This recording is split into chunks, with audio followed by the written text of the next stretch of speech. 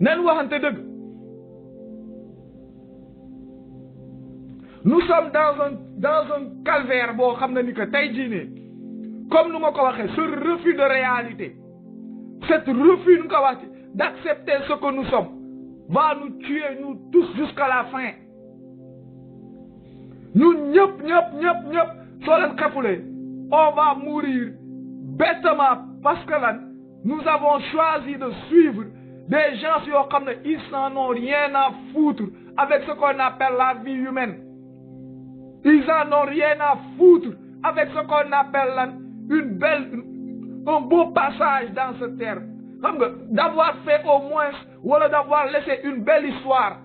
Ñoom le seul truc qui les xam nga buy dugg seen bopp bu leen di cokotaan buy yëngatu seen mooy l'argent.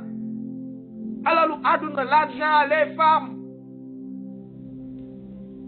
Doflu. Toog di jéem a xool attends. Diine d'abord fan lay commencer di gënalante diine buy dem bay gënalante foofu la d'abord le premier problème bu nit ñi wala diine bu naan kii moo gën diw moo gën diw ana diine bi ana bopp ana wax gi loolu rek wala naa yee nit ñi diine du gënalante diine day teg tout le monde au même pied yéenay dem nag léegi liggéey lijjanti ku si nekk loo sa am nga am ko mais diine boo xam ne xas na ba ñëw ba toog naan ñii ñooy gor ñi ñii ñooy jaam mi kii mooy ki jiite kee mooy kuy topp kii mooy kuy amle kee mooy kuy am loolu nekkatul diine loolu ak gouvernement ñoo yem loolu noonu ak monarchie ñoo yem donc nekkatul diine c'est une organisation la parce que daa am ay règles yoo xam ne ni ay chartes yoo xam ne daa am ay premier à l'honneur ay deuxième à l'honneur troisième à l'honneur qui sont nommés par des personnes ils sont nommés donc comme ils sont élus nekkatul diine c'est un autre truc qu'on va chercher à qualifier ou à trouver un entendement sur ça mais ce n'est plus de la religion je suis désolé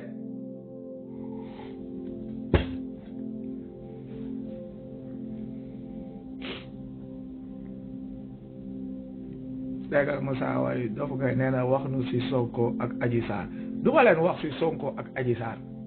ku bëgg ku ko wax si Sonko ak Adji Sarr nan dem xoole ji ko feneen les gars sont en train de parler man je parle des problèmes qui m'intéressent quoi yaa ngi comprendre Sonko ak Adji Sarr c'est juste deux éléments ñaari wañ la si biir soos bi yaa ngi comprendre instant bi soos bi moo nekk si yoonu forox quoi je ne suis pas là man pour me retarder wala xam nga topp man je suis dans mon point maa ngi wax kon ma ko waxee wiiri jaari ndaare su ngeen paree ak Sonko Adji Sarr vous allez encore revenir dans les vrais problèmes du gouvernement wala les vrais problèmes de ce pays quoi yéen a ngi comprendre mais ay affaire Sonko Adji Sarr dugg na fii là ça xam nga lan la loolu c'est du buzz c'est seulement quelque chose pour s'occuper et essayer de tenir les personnes man loolu ça m'importe peu yaa ngi comprendre Sonko dénk guma ko Adji Sarr se cherche man j'en ai qu'à foutre man je parle mes problèmes les plus constants dans ce pays les problèmes qui poussent les gens à devenir des lâches les problèmes qui font que aujourd'hui kenn mënul wax dëgg suñuy dëkk bi les problèmes qui font que tey jii nii mënoo yëkkati nit ne ko kaay nu dem nu xeex pour suñu droit kaay nu dem nu defi ji lii pour suñuy droit man si loolu laay wax yaa ngi comprendre je n'ai pas d'autres problèmes si yooyu yéen nit ak ñoom seeni problème nañ ko régler voilà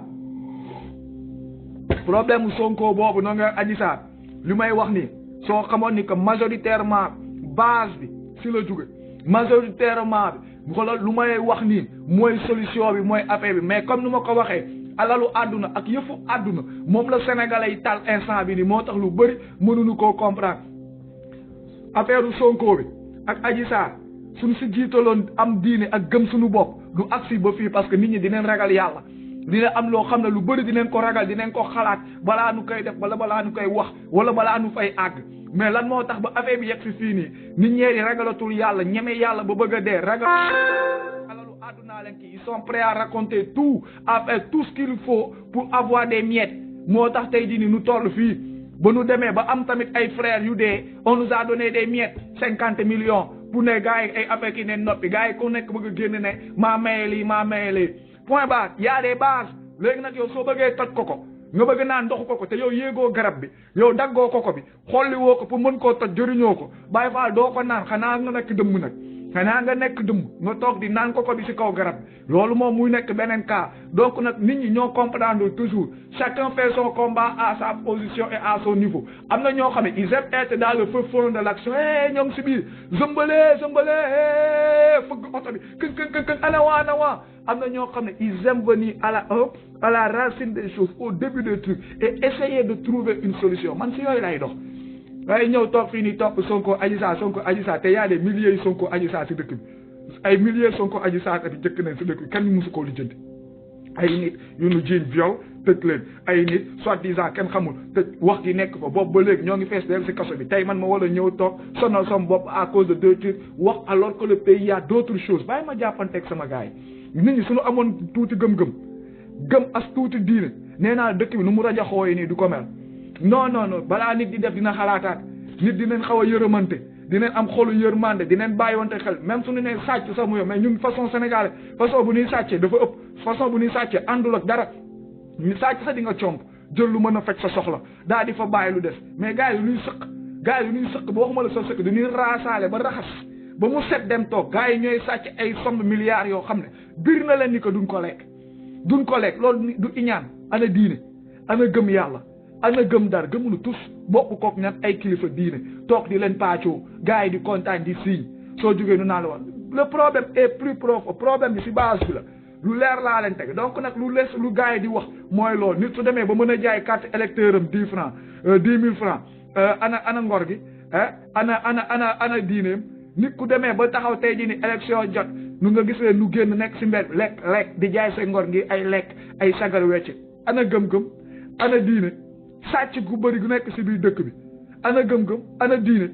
jàkk yu bëri yu mënul fees si biir dëkk bi ana gëm-gëm bi ana diine dëkk bi moo tax mu mel noonu gars yi ñoo gëmul dara Sénégal moo commencé soppeeku dëkkum waxuma la ceddo de ceddo yi sax ñoo tax nee naa leen yooyu noonu ñuy wax di leen kii di leen ñu au moins am na lu ñu gëm mais Sénégal moo commencé soppeeku dëkkum athée dëkkum boo xam ne dëkkum bul comprendre dëkkum monarchie dëkk boo xam ne suñ la waxee liggéey nu nee noo xaalis du nga koy lijjanti xaalis de kenn dootu ko liggéey du nga koy lijjanti lijjanti nag moom ñëpp xam ne nu mu dem xaalis soo ko naree lijjanti mooy lool dëkk boo xam ne ni que charlatan yi ak léegi marabu yeeg ak ñoom nu ngi koy waati ak imaam yi mënatoo xàmmee kanay kan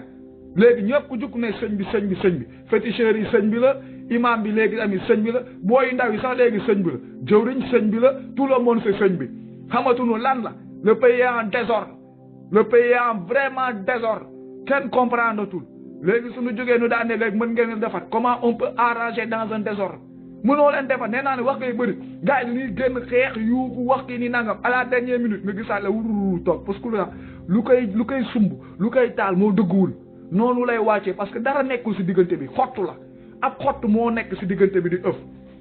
lu leer laa te mais nekk fii nii rek di daw salaam moo tax nu leen di commandé maaleykum salaam presse bi di leen commandé gars yi bàyyiwu nu ko xel sax depuis le début du combat presse bi moo ngi commandé tout le monde du ñu yeewu léegi commencé di wax si benn cas léegi di wax suba presse bi au lieu nu génn dem lijjanti ji dem defi ji ay investigation andi nit ñi lu am ful ñoom la ñuy fay nu divertir leen andil leen beneen news bu bees tàq bu nuy soog a daaj gars yi fàtte xolal bu nu nekkoon te boobu ñoo ngi si doon am amaana ay résultats wala ki nangam gars yi ngi si leneen waaw gars yi ngi wax leneen ñaata cas noonu la ñu jëlee dirinu ba gars yi fàtte histoire contrat yi gars yi fàtte xolal contrat yeeg offshore yeeg ressources yeeg ñan instant bi nee naa la traçabilité wu contrat yi ñu si bëri réer na leen parce que toppatuñu affaire bi suivre tuñu ko instant bi lan la ñuy suivre mooy la Ousmane Sonko Adji Sarr te Ousmane Sonko boobu sa baax pour lan pour mën a yéegi ñëw defar dëkk bi changer ko avec quoi xam naa suñuy bëñ la koy ñëw defaree parce que ressources yu muy soxla wala lu muy munti soxla pour mën a ñëw defar dëkk bi ëllëg wala mën a commencer am base doomu xaraam bii nii toog moo ngi koy asaaloo mais nous sommes occupés à aller s'occuper d'autres choses ay mbaam leen topp kilifa diine yi nga xam ni que xamuñu kaay ma rey la ay vrai mbaam ay imbécile ñuy duul di day rek kenn xamul lu ñuy lijjanti ñun ñu toog di tàccu moo tax ma ne y a des problèmes ñun noo wala xam la leen wala gëm ba pare yàlla leen gëm wala ay kilifa diine suñu basoo si loolu commencé léegi xam nag nan la demee léegi nu déglu su nekkee kilifa diine lañ gëm nu déglu bàyyi leen lu dëkk ce qui veut dire que nu dëkk bi di doxee nii il n'y a rien à changer du ko wala xam bu yàlla taal ne ne ni sotti si matt gën wala xolo dolli si essence te nag kilifa diine yee koy doxal su nekkee ni que ñun dem nañ ba d'accord ni que ay nit leen topp ñoom ñoo ñu yóbbu àjjana ñooy yàlla yi ñooy kii lii nii di dox c'est les résultats de leur fruit mënuñu koo diinget mënoo diinget lu sa yàlla def mënoo diinget ku la wala yóbbu àjjana lu mu def donc on n'a pas le droit de diinget tey jii nii lu ñuy dund parce que lu ñuy dund chaque jour suñu demee ba di ko diinget dégg nañ ko position kilifa diine yi envers ça noppi leen toog leen nangu leen ndogal nit day am yàlla xaar leen yàlla mel leen ni yàlla ki nanga ku joxe leen su ngeen deewee di ngeen dem àjjana non ñu xam leen ko donc là nous sommes dans une affaire boo xam ne que ce que nous vivons donc si c'est que les kilifa diine wala ay affaires yooyu noonu moo ñu yóbbu wala tarixa yooyu noonu moo ñu kii donc ce que nous vivons est bien parce que eux ils font leur part et les autres aussi font leur part c'est ça le truc donc un moment ñun ñoo war a xam ñun suñu bopp lan leen bëgg et de quoi on appelle c'est de quoi on appelle diine nen feesal jàkka yi su nekkee dëgg la jumaa yi na fees nen bàyyi shirk bi suñ ko defee léegi nu dëgg suñu xol yi purage ñu ñëw yeewaat suñu bopp ñëw xeex mais gëmuñu dara loolu duñ koy waxte dee duñ koy waxte te xolof lu si gën a garaaw jamono ji ñu lay tari ay bëyit yi jéem a tari ay affaire ñoo la gën a dëng bizarrement ñu xam alquran sax xaw see am benn degré bi nii ñoo gën a dëng sax ñu si bëri du ñuy dem ba un moment du ñuy bàyyeeku naagu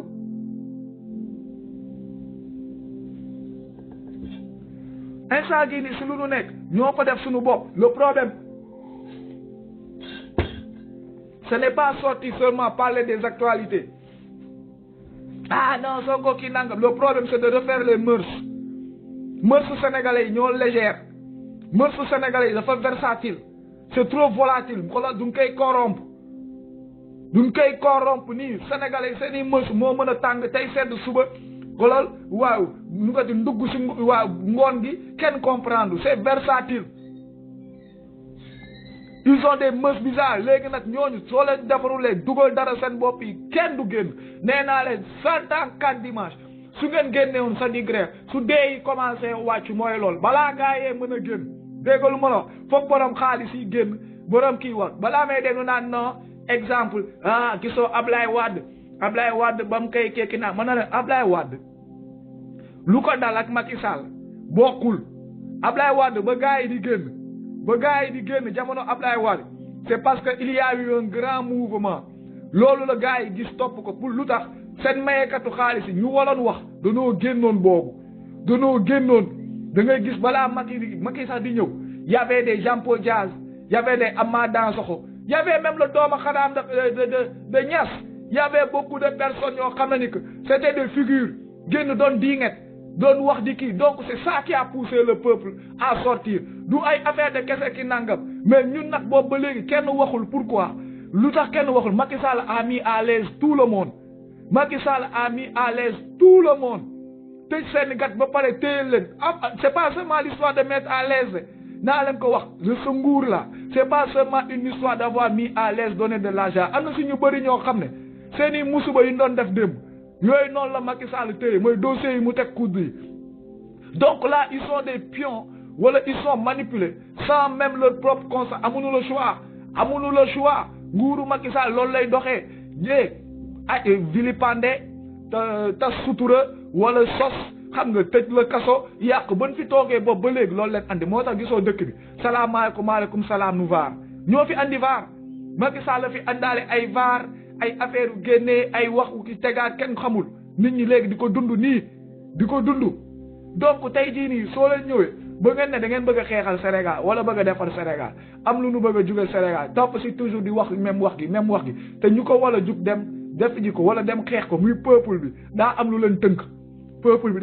tënk te lan moo tënk peuple bi mooy endoctrinement bu yàgg bi fen yu yàgg yi fenu 100 ans bi moo tënk peuple bi donc peuple bi su demoon tey jii nii bay jug ñooñu tënk leen fu leen diri foofu la ñuy dem te ñun nag ba ñuy diri boobu ba léegi gis nañ fu ñuy diri saa yu gars yi jógee ne leen ne droite la non sëñ bi ne non gauche la toog leen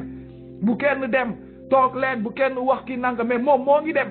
moom boobu ba léegi ñoo ngi koy gis muy sourire et on s'est jamais réveillé ñun ñoo ngi toog di tourner après du ne léegi ñun dana kii na combat bi nee naa leen ne fan lay mujj roof mbaam rocci mbaam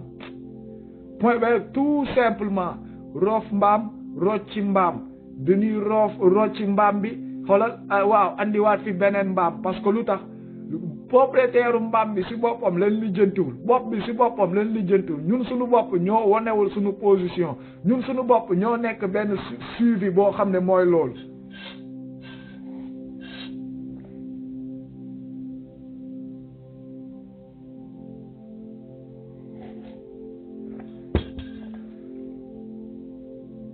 dégg nga saa waay nee na est-ce que mën ngaa waat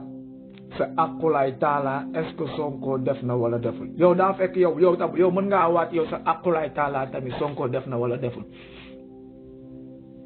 yow soo ko mënee waat yow soo mënee waat ni ko Sonko def na wala deful yow nga waat ko nga dem yàq sa connerie nga layoo sa problème bopp yàq kii nga dem li jënti lu tax nga bëgg maa waat loo si loo xam ne fekkeewu ma ko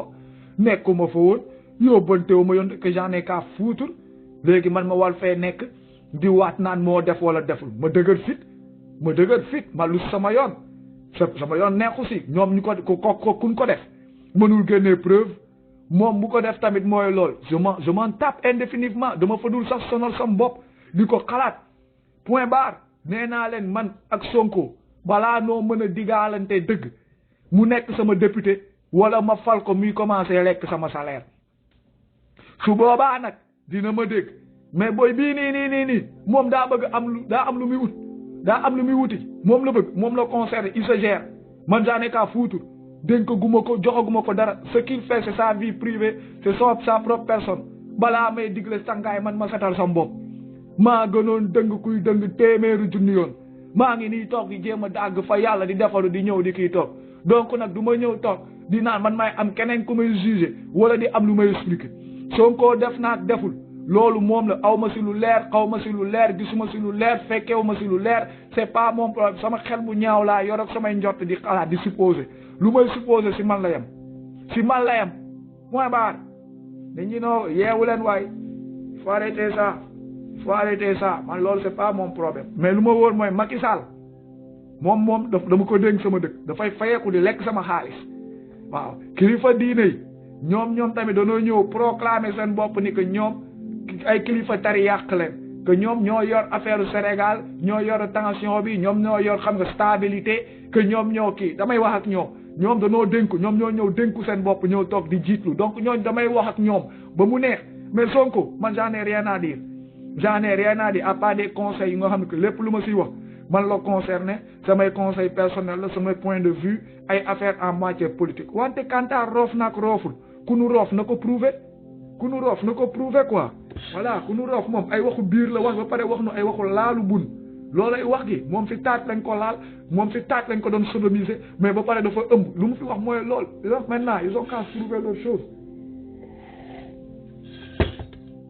c'est leur problème man incident moom problème mooy lan moom problème comme nu ma ko waxee maintes fois wax naa ko mooy paxu kaña yi mooy sama problème danoo bëri ay kaña si biir dëkk bi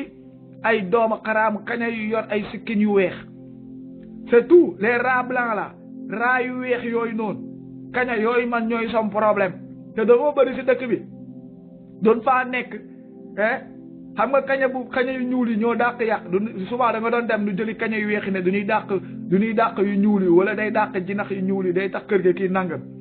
mais nag xam nga naan qu'est-ce qu'on s'est rendu compte que mooy kaña bu weex bi daa dugg si pax bi dem fekk fa bu ñuul ba far nu teg partenariat loolay wax gi kaña gu weex gi c'est souvenu que ni que c'est un kaña que couleur la leen xam nga mooy loolu donc ñu di commencer def yëfu kaña léegi nag nu am ay paxu kaña yu bëri c'est ça mon problème voilà da ngay dàq ci kaña bu mag bi mu dugg si tool bi rajaxe tool bi yëpp yàq waaw bay nga dàq ji ko mu dugg si pax bi boo génneel la si paxu kaña bu weex bi nga fi tegoon pour mu ñëw protéger affaire yi waaw si paxu kaña bu weex bii nga fi tegoon pour mu ñëw fa la ñuy génne ma loolay sam problème saa yu nu dàqee depuis jamono ñoom Blondin déggul moo ay ñoom Blondin ba tey dooma xaraamu kaña bu nu dàq ji suñu demee bay toj boppam nga gis ko mu génnee Tiwaawan Tuuba waa Kaolack ñëw toog di ñe ñu naan waaw c'est-à-dire ñun ñëpp nu bokk see yem noonu ay criminels ay nit ñoo xam ne ils ont du sang dans leurs mains ils ont tué des personnes beaucoup de personnes dans leurs mains à cause de leur connerie léegi nag loolu daañ sonn moo tax nag man maa ngi si samay paxu kaña point barre gars yi nekk fee di dàq ji kaña man ma toog fii si pax bi di leen xaar moo tax it day jékki-jékki gars yi ne tout fekk si ma si pax bi jékki-jékki rek nu dawaat